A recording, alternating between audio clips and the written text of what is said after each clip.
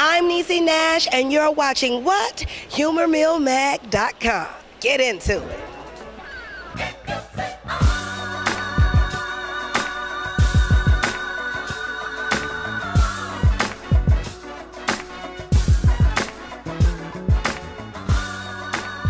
Frank Holder here at Humor Mill TV, Humor Mill Magazine. We're sitting at the Biltmore Hotel with one of my favorite actresses who also plays the wife on the TV Land's hit show. It's called The Soul Man, and I'm sure a lot of you are watching it because the numbers show that. So let's get right to it. Miss Niecy Nash, how are you? I'm doing wonderful. Hey, everybody. First question I want to ask you, you just wrapped up the season of The Soul Man. So what is your take on wrapping up a successful season of a show like Soul Man? Well, we had a really good time. Great guest stars. Everyone from Anthony Anderson, Sherry Shepard, shout out to CeeLo Green. We had some really wonderful people come by. Had a wonderful surprise guest come in to play Cedric's mother. I had such a fantastic time. I almost felt guilty for getting a check for it. It was so much fun. Is there anything that came out from doing that sitcom that you didn't expect? I didn't expect Cedric, honestly, to be as warm and as available. He's so smart, he's so funny, but present to all of us as a cast. And I had no idea what working with him that closely was going to be like. But it's been wonderful. I mean, so now it rounds out my husband's people. I got the ex on lock, my new husband who's fabulous, and now a very fantastic TV husband. I'm winning, definitely winning.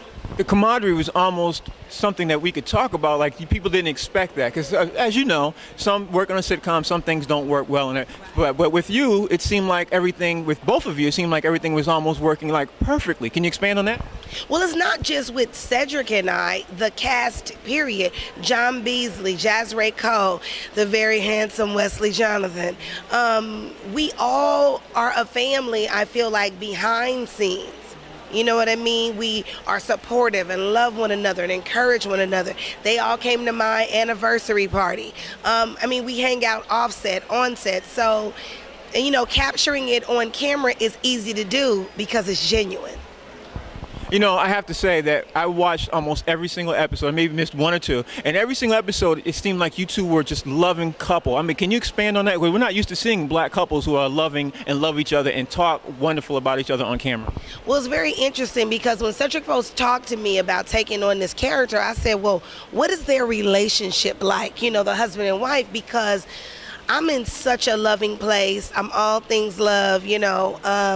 I have a show on Yahoo, Let's Talk About Love. Like, I'm not interested in the traditional sitcom husband and wife where, you know, you're the butt of each other's jokes and, you know, one talks down and says snappy things about the other, you know, because I think that we need to show our children what black love looks like. I mean, and if you could get a glimpse of it, you know, whether it's on television or, you know, in some other medium, I think we owe that to them. So I was very happy when he said that what goes on in our real lives with he and his wife and me and my husband, we could emulate and bring some of that to the Soul Man.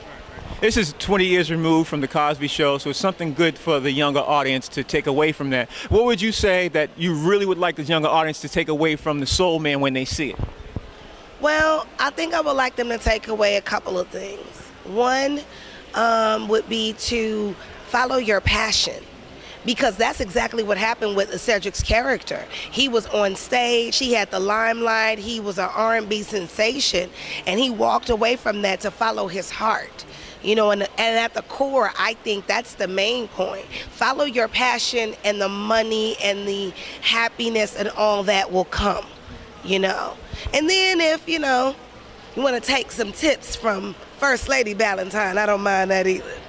That's a great segue into, speaking of passion, you will have several passion projects that you're working on outside of this. Can you speak on especially the book that you discussed? You talked about it so briefly, and I wanted to see if we can expand on that book that you were telling my audience about. Yeah, well, I'm working on a book. It's almost finished. So coming soon to a Kindle near you. The book will be coming out, but in my book, I invite people to think differently about matters of the heart.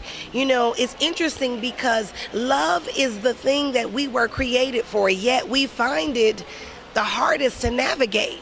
There's so many, you know, we have so many challenges with it. So with this book, it's a humorous take through my lens about love, the relationships, the ups and the downs, and how to navigate it successfully. Very smart answer. I like that. I also reported a couple of weeks ago that you landed in a new project, and I'm not sure if you can talk about it extensively, but can you tell the audience about the new project that you're working on? No, because here's the thing about Hollywood, things change. You know what I mean? And sometimes you're in a situation where you have a job, a project, an opportunity, and sometimes through no fault of your own, things change in the writer's room, things change with the show itself. And as it stands right now, I don't think I'm going to be doing that project that you heard about.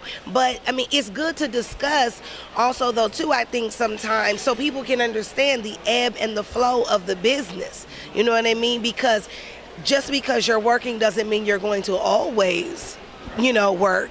You know what I mean? And so opportunities come and they go, but it's how you weather that storm that I think shows your real character. And since I didn't lay down on the floor and cry and fall out, I think I did pretty good.